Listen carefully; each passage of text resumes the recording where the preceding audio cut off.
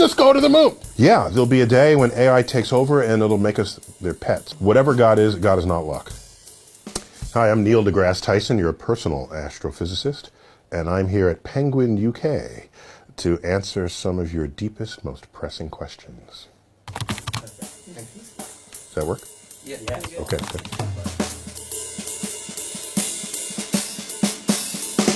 Have you really thought about what it would take to fake a moon landing? Because the rocket did launch.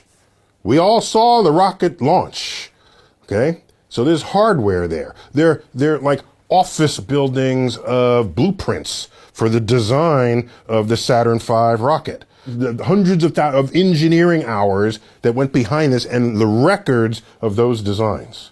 If you wanted to fake the moon landing, you would have to fake all of these documents.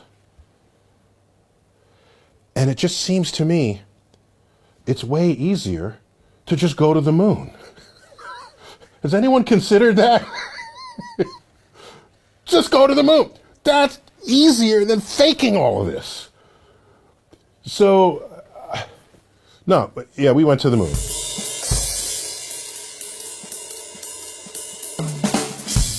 So climate change will not make Earth uninhabitable. Climate change will make Earth a living hell. In fact, I live in New York City, where in our harbor we have the Statue of Liberty. And there she is holding the Declaration of Independence. And in her left arm and her right arm is the torch.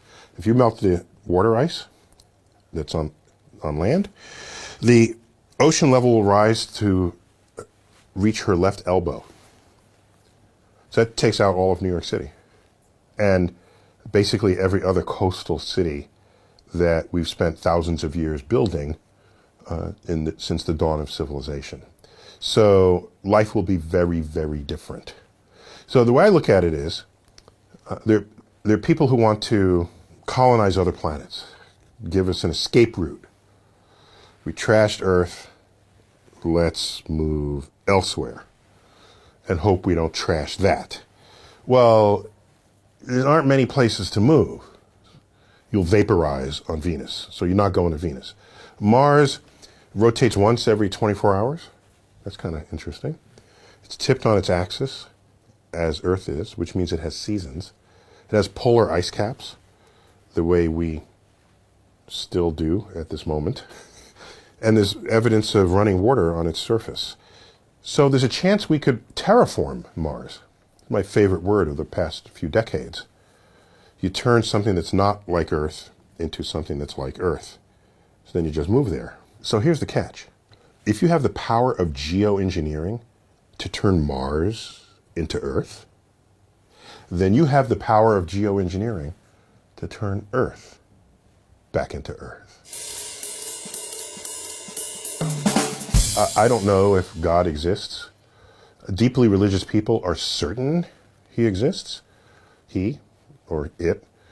There are ardent atheists who are sure God does not exist. My posture is, particularly in the monotheistic traditions, that God is typically described as being all-knowing, all-powerful, and all good. Yet I look back through history. In particular, there was I can choose many examples, but a famous example is the earthquake in Lisbon, Portugal. When was it?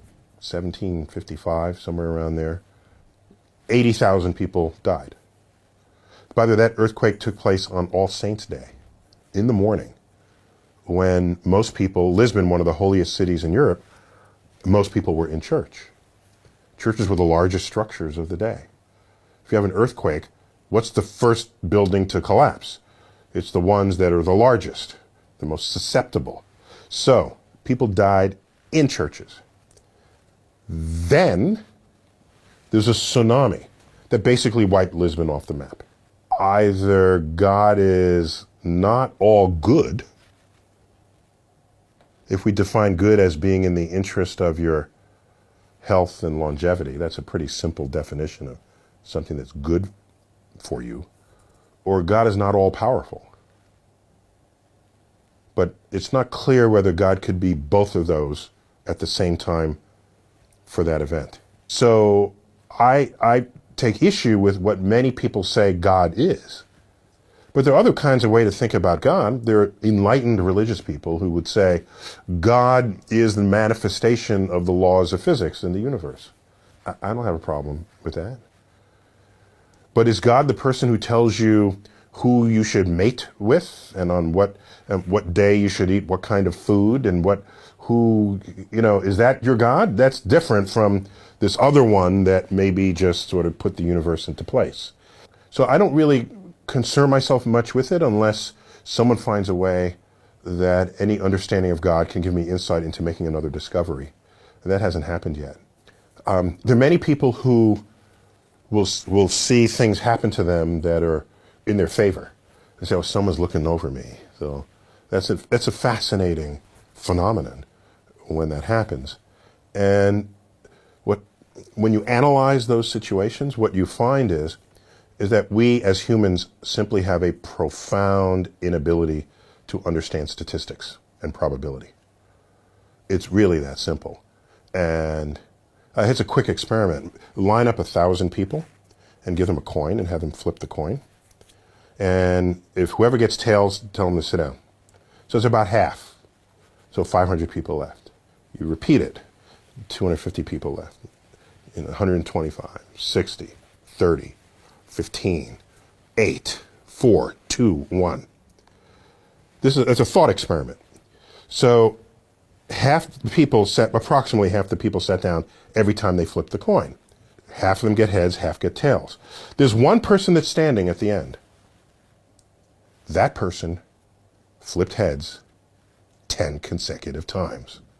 So who does the press go to? The press goes to that person and say, how do you feel about this? Well, I felt that heads energy about halfway through, and I kind of knew I was going to win. I saw heads on the thing. And did they interview anybody else who might have felt exactly the same way but didn't flip heads 10 times in a row? Because they're on their way home now. They're not there for the interview. So we're thinking that this guy had some kind of clairvoyance about his fate, or that he prayed or whatever. And so, whereas every time you do this experiment, basically, somebody flips heads 10 times in a row. And so we don't know how to handle coincidences or things that are rare for you, even if they're common in total. So, whatever God is not luck. We can demonstrate that mathematically.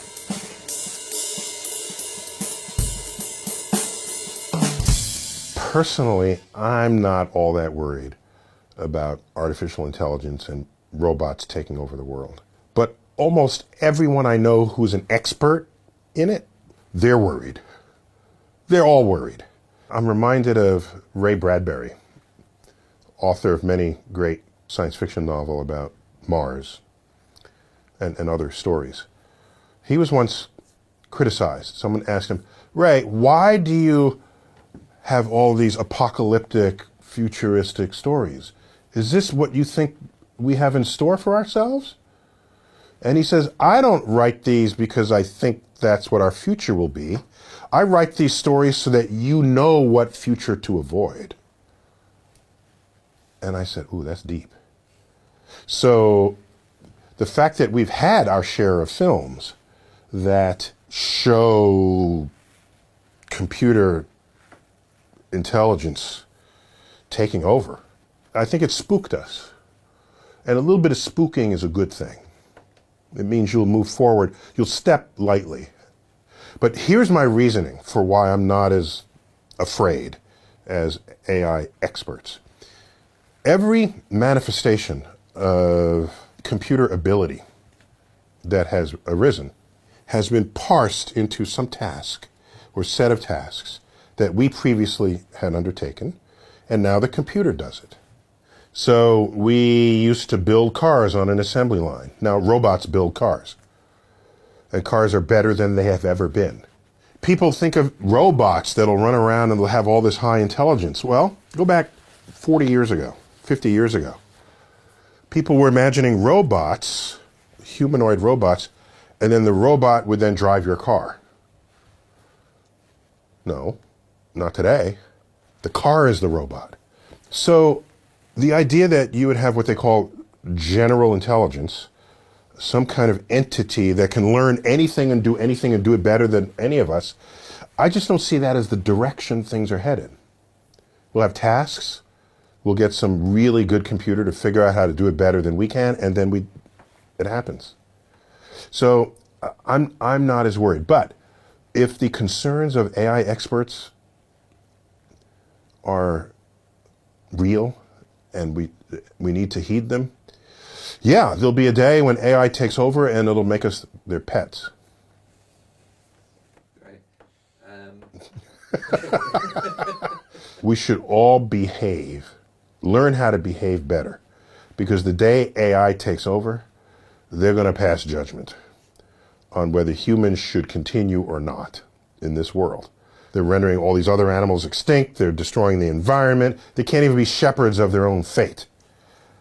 So, yeah, they'll just exterminate us all. Have a nice day.